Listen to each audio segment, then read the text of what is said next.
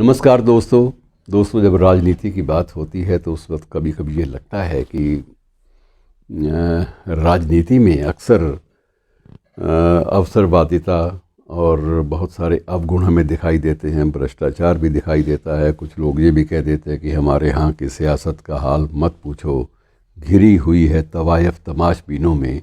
लेकिन ऐसा नहीं होता, हमेशा ऐसा नहीं होता। राजनीति में कुछ ऐसे पाक दामन लोग भी आते हैं, कुछ ऐसे व्यक्ति भी आते हैं जिनके कारण राजनीति जो है वो हमेशा आकर्षण का एक बिंदु बनी रहती है उन लोगों के लिए जो लोग राजनीति को या राजनीति शास्त्र को या राजनीतिक आचार संहिताओं को आम आदमी के लिए समर्पण भाव से देखते हैं। ऐसी एक शख्सियत विदा हुई है। विदा का मतलब अपने पद से विदा हुई है। मैं उसका जिक्र करना चाहता हूँ। पद मुक्ति एक, अगर किसी प्राइम में मिले आदमी को, जब वो बिल्कुल शिखर पर हो तो उस वक्त बड़ा अच्छा लगता है। और मैं आज जिक्र कर रहा हूँ जर्मनी की जो चांसलर, वहाँ चांसलर का पद होता है मित्रों, राष्ट्रपति का या प्रधानमंत्री का पद नहीं होता। तो वहाँ पर जो परंपरा है, परंपरागत रूप से जो चांसलर होता है देश का, चांसलर को ही राष्ट्रपति के सभी अधिकार, और जिन देशों में राष्ट्रपति प्रणाली नहीं है वहाँ प्रधानमंत्री के पूरे एग्जेक्टिव के पावर्स, एग्जेक्टिव के अधिकार, कार्य शक्तियाँ उसके पास होती हैं। 18 वर्ष तक निरंतर जर्मनी पर राज करने वाली एंजेला मार्केल जब इसी सप्ताह जब पद से मुक्त हुई 18 वर्ष के निरंतर कार्यकाल के बाद, तो मित्रों इससे बड़ी ज़िंदगी में क्या उपलब्धि हो गई कि पूरे देश ने अपनी अपनी बालकनी में आकर 6 मिनट तक लगातार उसकी जय जयकार की। लगातार, इसे कहते हैं स्टैंडिंग ओवेशन। ये नहीं कि वो हर गली कूचे से गुजरी, ऐसा भी नहीं।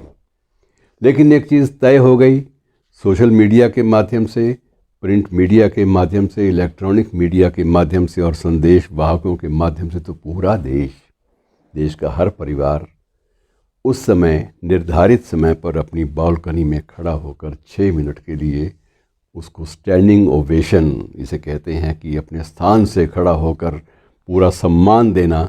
सम्मान दिया करतल ध्वनि के बीच 6 मिनट तक लोग तालियां बजाते रहे और उसको एक प्रकार से शुभकामनाएं देते रहे और उसको याद करते रहे कि ऐसा नेता जल्दी जल्दी शायद हमारे देश में आएगा या नहीं आएगा, कुछ कहा नहीं जा सकता। लेकिन वो ऐसे मानदंड, ऐसे मापदंड तय कर गई पद मुक्त होने से पहले एंजेला मर्केल की।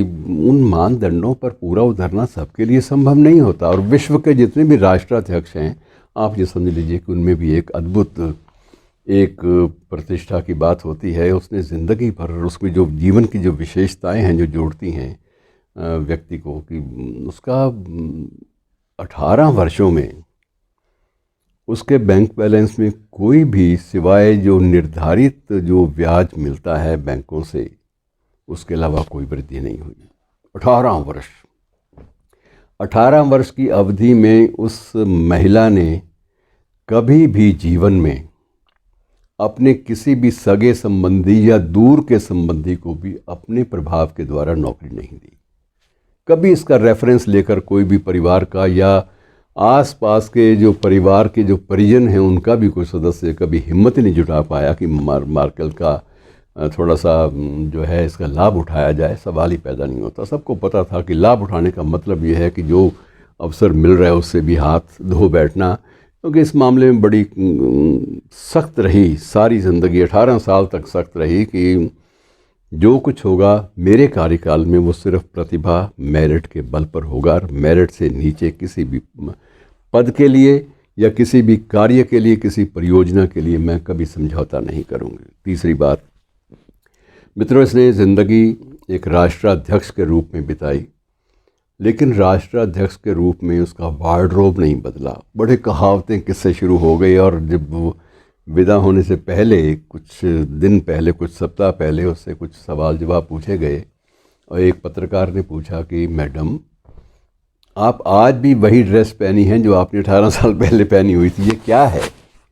तो कहने लगे ड्रेस तो वो नहीं है, लेकिन उसकी शेड और वही चीज़ें हैं। मेरी ड्रेस में मैं आपको ये ज़रूर बता देती हूँ कि 18 साल में परिवर्तन तो आ जाते हैं। लेकिन ये वही कलर, वही स्टिचिंग है जो मुझे पसंद रही है 18 साल पहले, और मैंने उसको बदला नहीं है, मैंने अपनी शैली को बदला नहीं।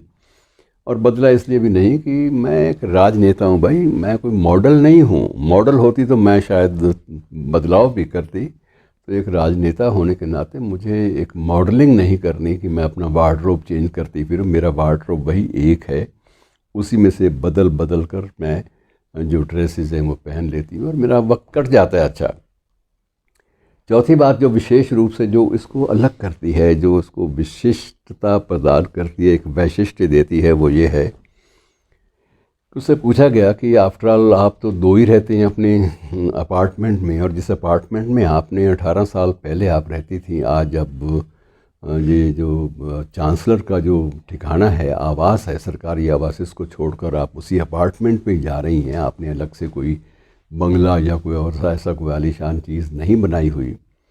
तो अपार्टमेंट में आप ज़िंदगी कैसे बसर करती थी और कैसे आप बसर करेंगी? तो उसने सीधी सी बात कही है कि उस वक्त भी परिवार में हम दो जने थे, बुढ़ा बूढ़ी तो उसने नहीं कहा, ये शब्द मेरे हैं, लेकिन मतलब यह है कि हम पति पत्नी दो ही तब भी थे, दो ही आज हैं, संतानें अलग अलग सेटल हैं, अपनी अलग अलग रहती हैं। और तब भी कपड़े धोने का तय होता था शेड्यूल कि कपड़े जो हैं वो मैं उसमें डालूँगी जो वॉशिंग मशीन में, ये मेरी ड्यूटी होती थी। और हस्बैंड की ड्यूटी ये रही है और अब भी रहेगी कि वो रात के वक्त, क्योंकि उस वक्त बिजली का दबाव नहीं होता, बिजली की खपत का, और रात के वक्त ये है कि वो मशीनें तो साइलेंट जोन पे होती हैं हमारी, उसमें कोई आवाज़ें नहीं आती, और रात के वक्त मशीन को चलाना, उसको ऑब्ज़र्व करना थोड़ी देर के लिए, ये मेरे हस्बैंड का काम होता है। और उसमें कपड़े डालना सारे के सारे समेट कर वो मैं करती हूँ। और हस्बैंड की ड्यूटी एक और भी है कि वो वस्त्र जो है मशीन से वही निकालेंगे, और उसके बाद मेरी ड्यूटी शुरू हो जाती है, मैं उन वस्त्रों को संजो कर अपने अपने वार्डरोब में, दोनों के वार्डरोब में लगा दूँगी। ये हमारा शेड्यूल है।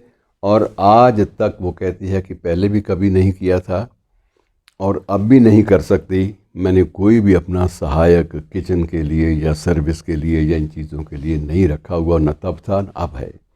तो जीवन शैली जैसी बन जाए वैसी आदमी बना लेता है, और उसने बड़े सुख के क्षणों में ज़िंदगी काटी है, और उसको बड़ा संतोष है कि इन 18 सालों में मेरे से एक भी अनियमितता नहीं हुई, एक भी इरेगुलरिटी नहीं हुई। और मैं कबीर को तो वो जानती नहीं है, लेकिन कबीर वाली बात की ज्यों की त्यों हर दीनी चदरिया, तो वो है।